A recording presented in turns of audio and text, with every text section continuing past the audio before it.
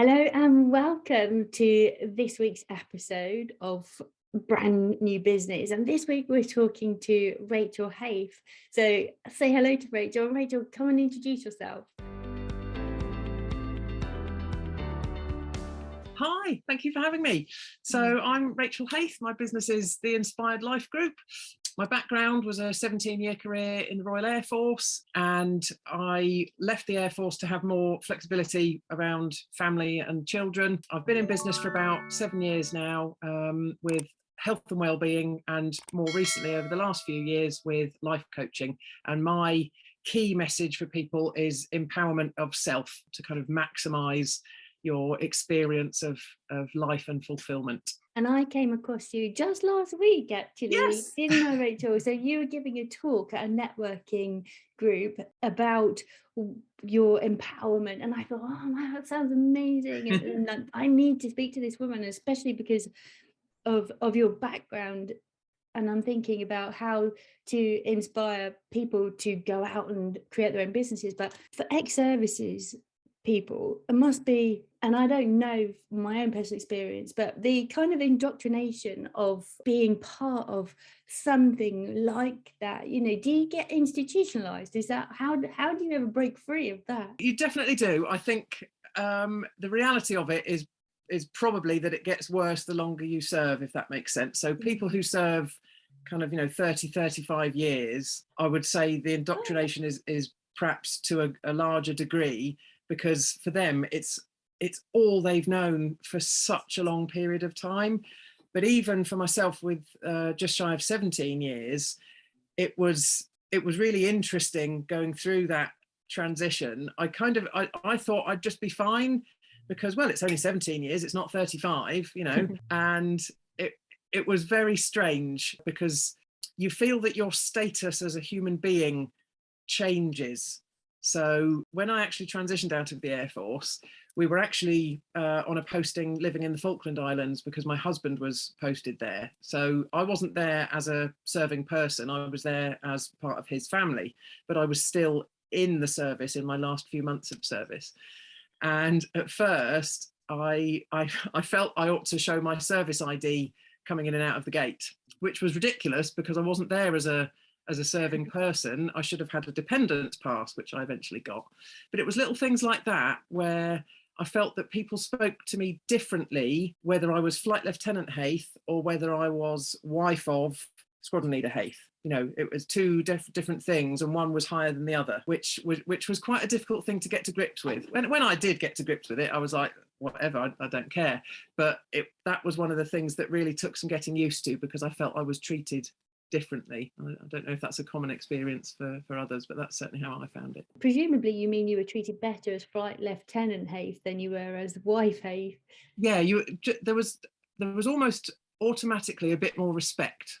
Part of the thing that I found so amazing from your talk that you gave the other day was the things that you encountered during your time in the RAF, the constantly being passed over for promotion, and where you were at with your self-confidence when you left.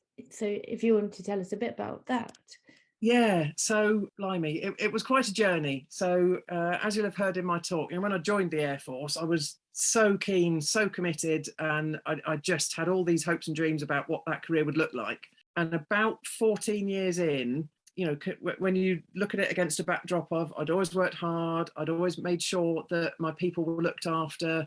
And for me, it was really important to operate with integrity so that I could sleep at night knowing I'd done the right thing. I was never someone that could be false with people. It's what you see is what you get.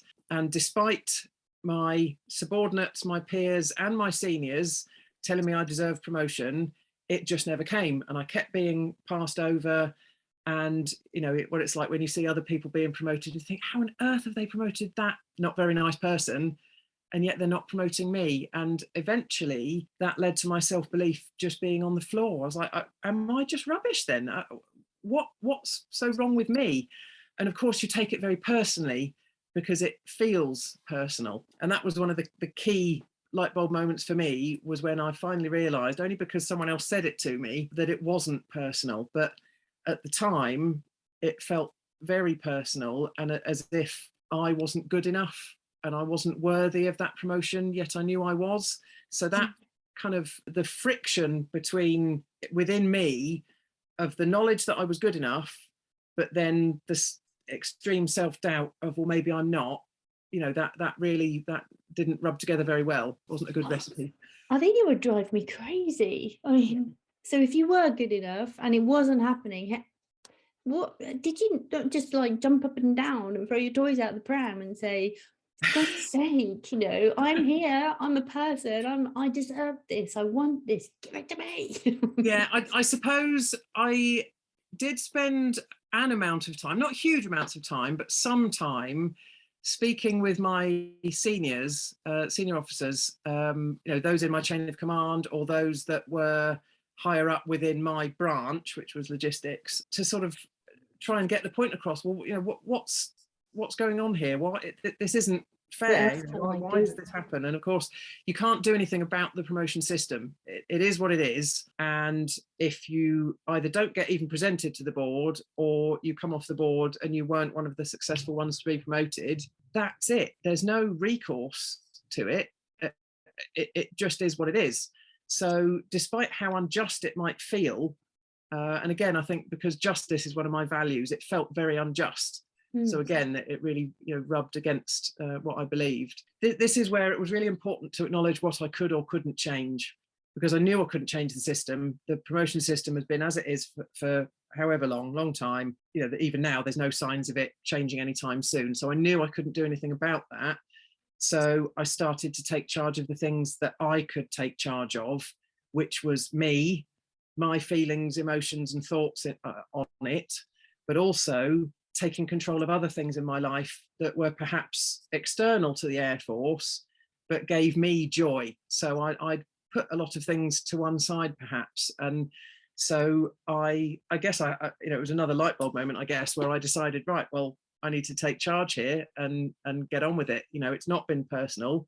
So let's make the most of life that's available. So I started my health and wellbeing business just on the side. I signed up to a master's degree that I'd been dithering about for 5 years. And I thought, heck, let's just do it. And I signed up to a 62-mile overnight bike ride for charity, which was way out my comfort zone. But I think I just went through this period of thinking, well, I need to take charge of the things I can take charge of. And I know that I can be fulfilled and that I'm worthy of being fulfilled. So it gave me the confidence, if you like, to take those leaps and just do those things. And really, that was probably the beginnings of the personal development journey that then happened, through personal development, a lot of reading, eventually then through coaching as well. It made a huge difference to how I viewed myself, and when I look back now, I know that I was worthy all along. I was just in a situation where it was a bit unfair.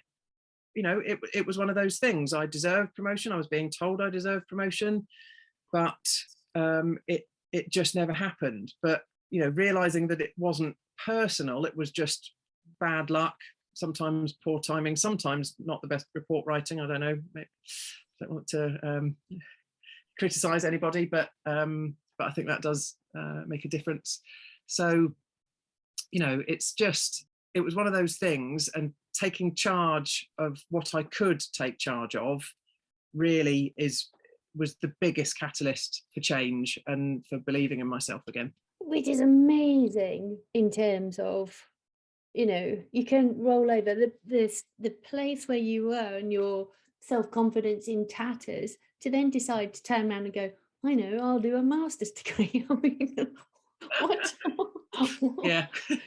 Who does that? Slightly crazy. Yeah, I think, different people might have dealt with it a different way. I think there's always been a part of me that when someone tells me I can't, oh yes, then it makes me want to do it more. Oh yes. So I think there was maybe a bit of that fight that I just found from somewhere deep down, and that's what helped me to push through it. It's an interesting one, certainly. The thing that why okay, I don't want to focus on this too much, but the reason you didn't get the promotions in the RAF was it not, it was nothing to do with the fact that you were a woman. It was, So to a degree, it probably was, but not specifically from a sort of misogynistic or sexist point of view. Probably because when I had children, that was what, life really changed when I had children. as it does. And absolutely, as it does for everybody. And I made a conscious choice at that point that I wasn't always going to pursue the jobs that were best for my career. I wanted to pursue the jobs that would give as much family stability as possible, because my husband was serving as well, still is. And he, in the job he was in, which we knew he was going to be in for quite a lot of years, involved going away a lot. So I needed to be the continuity for the children whilst still serving. And, there's an argument to say, well, if you want to be promoted, you have to follow the right career trajectory and get the right jobs to be seen and be doing all the right things, get the right breadth of experience. And whilst I do appreciate that, I also think that irrespective of what jobs you do and what sort of path you're following career trajectory wise, if you're doing a good job and you're getting good reports and you're doing the right thing, how can that be wrong? Yeah. I think it's a bit of, I guess it's an elitist environment, hierarchical, a bit elitist. And, it's still, even now, I think only 15% women. It's changing, and women are getting up to the higher echelons within the Air Force, so I think over time it might perhaps change. But yeah, I do think that does play a part. It's a shame, isn't it? I mean, it is and it isn't. We make choices as women, I think, all the way through to put the family first. And there are sacrifices to be made in that decision, always, like not just in the forces, but everywhere, in all walks. But yeah, so you get to this point where you've been in the RAF for 17 years and you feel, what was it that you said? You just said, you realised that self-validation was so important. So you went out and you did these things. You did your bike ride 67 miles out. 62, yeah. 62 and I've done it again since, and I'm doing it again next year. Oh, good for you. And you said you started your business. Was it like a side hustle? When did it go from being a side hustle to what was that? The leap, the transition of from that to that. When I started my side hustle in health and wellbeing, it was very much a leap of faith because I didn't understand the business really. I didn't understand what it was all about. But I could just see in the business model that I could have flexibility. And that was the one thing I'd never had in the Air Force, because you're expected to work 8 to 5 if you're on standard work patterns. So, you can't do school runs. You might be able to do it every now and then, the odd occasion, but you can't do that sort of thing. And you can't always guarantee you can go to the Christmas play at school or nursery, or go on a school trip as a helper, all these things that the kids want you to do that I just didn't have the freedom to do. And I saw a vehicle for time freedom, which was obviously at the time so appealing, to be able to be in charge of my own destiny, have a bit more control over my life, but also to have that freedom around the children. That was huge. The day I said to the girls, right, from September I'm going to be taking you to school every day, and the fact I was then able to fulfill that promise. School run drives me mad some days, but I've taken the choice to let it drive me mad. I'd rather have the choice of being able to do it. So I think I could just see the potential and the time freedom, and as I was transitioning out of the Air Force, because lots of people transition out not knowing what they're going to do, and I already had a business in place, so that was great. I knew what was going on. I quite like a little bit of order in my life. I like free flow as well, but I like a bit of order, so it was nice to know kind of where I was going. And I knew all along that I wanted to explore coaching a bit more, because I'd had an experience with NLP, neuro-linguistic programming. Yep. and it fascinated me. I've always been really interested in people, what makes them tick, you know, the science and psychology behind it all. So I signed up for a coaching diploma, and really it was a case of, well, if nothing else, it will help me in my health and wellbeing business and just in my relationships with people in life generally. What I very quickly found was that I absolutely must do this. This is my soul mission. This is what I was put on the earth to do. So I just absolutely had to add coaching to my offering, and it's, you know, it's the best thing I've ever done. It's so rewarding. It's really funny because people have different ideas about what coaching really is, and I think it's a very misunderstood thing. But when people realize what it really is, and when you see them have those light bulb moments of their own about whether it's self-belief, you know, things they're capable of, things that, you know, messages, the negative messages that they're holding on to from childhood that they suddenly are able to let go of, or not even necessarily from childhood, from bosses or peers at work, you know, things that people have said that stay with you, you know, when they can sort of release those things and move on in a more contented way, it's just, I just love it. It's incredible. So from soul destroying to deeply satisfying. I mean, that's kind of that's a big leap. And yeah, very much. And I really do think that about this whole defining your own destiny. So to start your own business, to kind of craft it and create it into being what it needs to be for you. I think probably one of the biggest, there's two really big obstacles for people when they're starting their own business. One is, I'm not going to earn enough. You know, they come from a place of safety, security, and financial security. And then they go, oh my God, you know, how's this going to work? Am I going to be able to still pay my mortgage?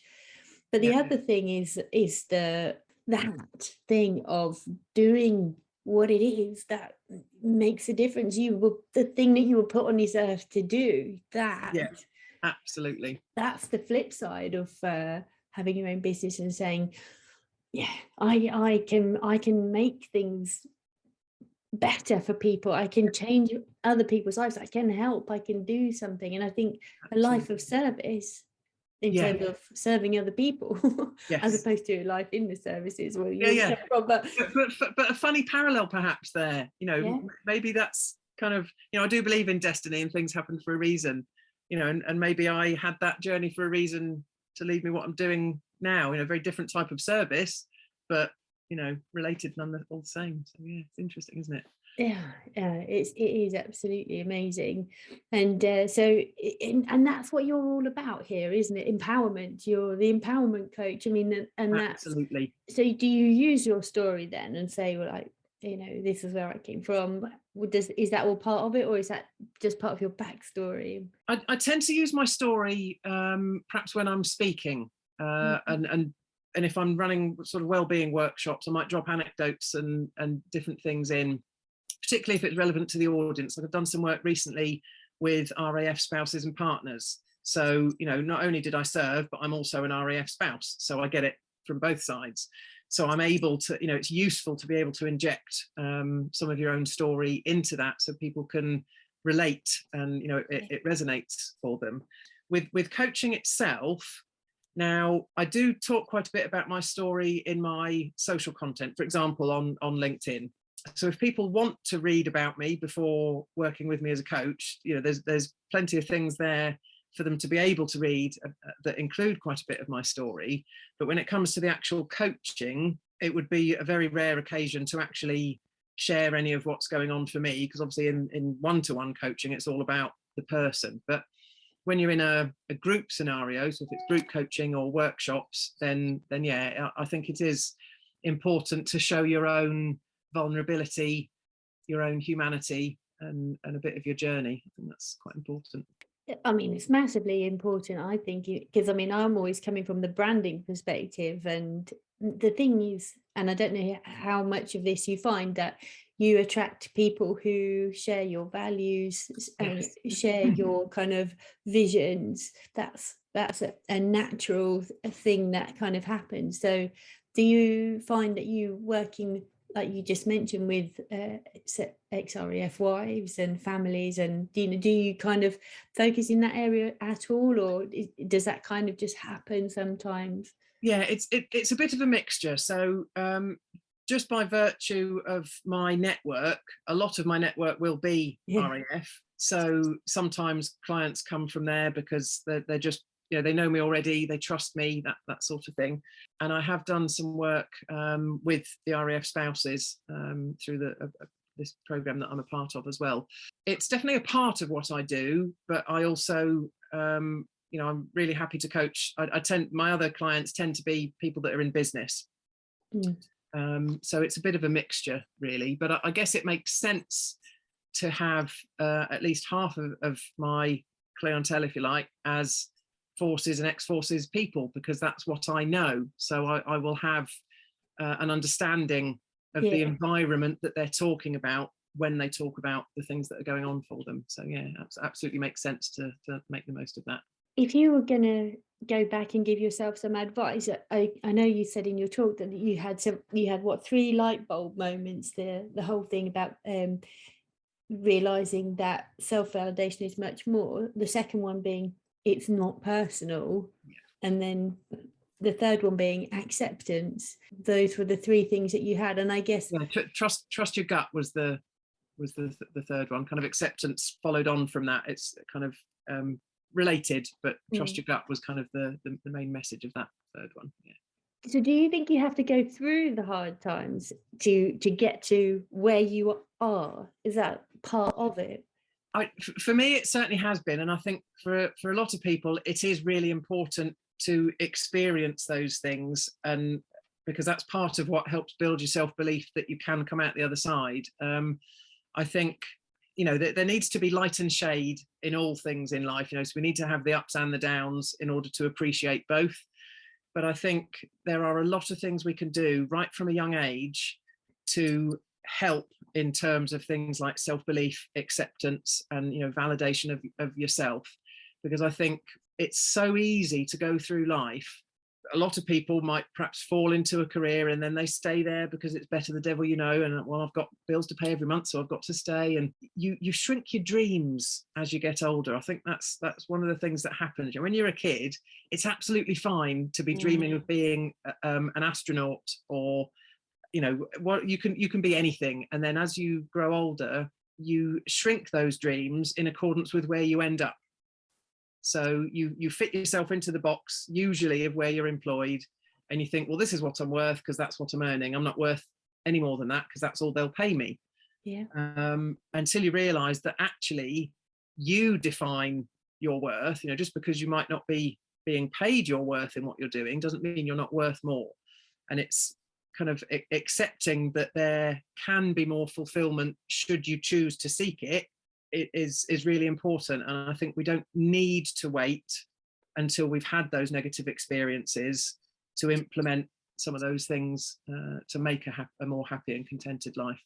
Oh, that's amazing. I love that thought of like we shrink our dreams, because we do, don't we? We kind of talk ourselves into this whole thing of being contented, and this is my lot in life, and I'm happy with that. And there's a lot to be said for gratitude, being happy with what absolutely you have, absolutely. But do we need to really shrink those dreams so much? Do we really need to believe that this is it? Can't we just keep on saying there's more, there's bigger, there's better, and I can do more, be more?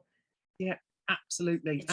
More. And that's exactly why my tagline is as it is: the empowerment coach for driven individuals who know they can do more, be more, and achieve more. Because I just think so many people, see, we're on the same wavelength here, totally. I think there are so many people that feel stuck where they are. They know there's more to life. They just know that there's more. Maybe they don't even know what that more looks like, but they just know there's more. But they feel completely stuck where they are and feel that they don't have any choices. And I guess I see that as my role, to open people's eyes to the choices that they actually do have. And that's what this podcast is all about, giving people the options, like to the insight. So look at you, look at Rachel, look where you came from, rock bottom. And, you don't have to get to rock bottom. Actually, No. You can stop at any point and say, Yeah. there is more, I can do more and be more, achieve more. So yeah, go see Rachel, basically. Sounds like you can sort people right out at any given point. But yeah, it is that belief of saying, I am worth more. And sometimes like it's not just about how much you earn. It's not about saying I can earn more. It's more about, there is just more to life. There isn't. Yeah, there's more fulfillment, doing things that feed your soul, because you might be happy enough in a job, and it pays the bills every month, but does it feed your soul? Is it work that you feel is worthwhile? I think for a lot of people, they end up, they're just doing it because they're there. They're not doing it because it feeds their soul or makes them happy or, fulfills what they dream life might be like. Yeah, and I think one of the interesting bits of what you've said today as well is that there wasn't a going straight from A to B. There wasn't that kind of transition of you spent however many years doing your masters and started off with the health and well-being and then moved into the coaching. It's kind of not necessarily been straight.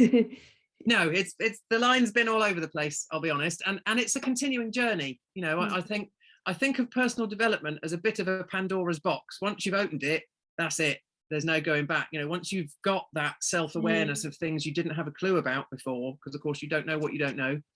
Once you're aware, you can't be unaware. The journey just keeps going because it opens your mind a bit more to some of the other things and some of the other thought processes that might be out there. Absolutely, and there's so much out there for everybody. I completely believe that in all the crowded markets. So I always think about myself. There's about 10 million graphic designers out there. We're not. Oh, there's just as many coaches. Yeah, but exactly that as well. And you think, God, not another one. In terms of myself, I'm just going to be another. But there's no such thing as being just another, I don't think. No, because there's only one you. Yes, exactly. See? We're twins. Right with you on that. So, but yeah, there's room for everybody. You just got to find your kind of your niche, which will for you came from all the years. Everything you do in all parts of your life is useful. It's just how it becomes useful, and that sometimes isn't obvious. So you came out of the RAF and with your self-belief in tatters, but actually it turned into your superpower. I guess so. Because you turned it around and you moved with it, and and it's still a big part of your life. It's not something that you've gone, I hate it, and just completely moved off from, but it's still there, still a big part of your life, massive part of your husband's life. He's still in the RAF. So I think it's a wonderfully inspiring story, and I was desperate to talk to you, so thank you so much for coming on the show and talking about it with us and for sharing that. And I really hope that for everybody it's inspiring, but maybe particularly for servicemen and women who wonder, what in the heck is there in the life past the services. So thank you. If people want to get hold of you, Rachel, how do they find you? The best thing to do is go to my website. That's www.inspiredlifegroup.co.uk. All my social links are on there, and a contact me form and information about all the different things that I get up to and what I can help with. Great, and I'll put that all in the show notes as well. Fantastic. So, and I can think that for anybody, it would be super interesting to talk to you and get some to be more, do more. Yeah, absolutely. Achieve more. Yeah, and achieve more for themselves. So, thank you for being part of the show. Oh, thank you for having me. It's been a real pleasure.